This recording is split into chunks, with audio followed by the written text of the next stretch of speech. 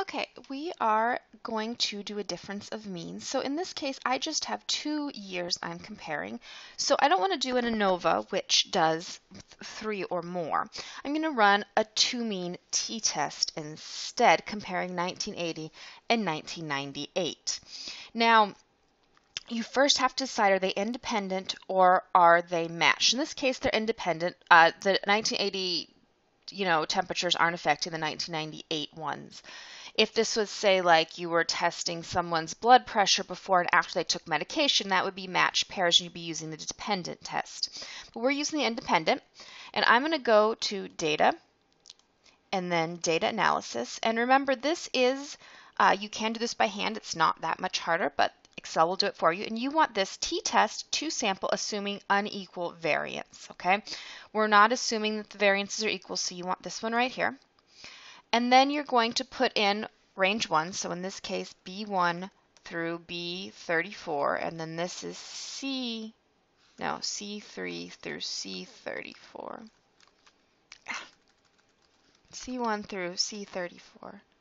No, I keep putting, oh man, I really want to put in 1 and it's 3. I don't start because I put in all that extra stuff on the top because I was labeling it all nice. B, C3 through C34. There we go. Okay, hypothesized mean difference is 0, and you want to click you have labels. I like doing the labels because then it just makes it easier to read the output. Alpha of 0.05, but of course you could change this, and I wanted to put it here on my page. So then here's my information. So right here they gave you mean. As a note, this is variance. So if you try to like compare this and you're like, hey, I'll do it by hand to make sure I got the right thing. This is variance. The formula uses standard deviation squared, which is variance. So you actually usually square it because you have standard deviation. In this case, you wouldn't square it because it's variance. Each have 31 observations. Here's our t statistic, 1.29. Now they gave you, I'm going to probably, you get to decide what you want to do, but I would probably, if I was doing this, my null would be that 1980 equals 1998, and my alternative is that 1980 does not equal 1998. I wouldn't probably want a one-sided. You could, certainly, if you wanted to prove, you thought one year was warmer than the other, something like that, you could run a one-tailed. But I'd probably do a two-tail and just go, okay, can I prove they're not the same? And so I would use this. Now you can use this value. They do it slightly different. You'll see they're using a DF of 59. The way we've been doing it in the book is we're using the smaller. We would use a DF of 30.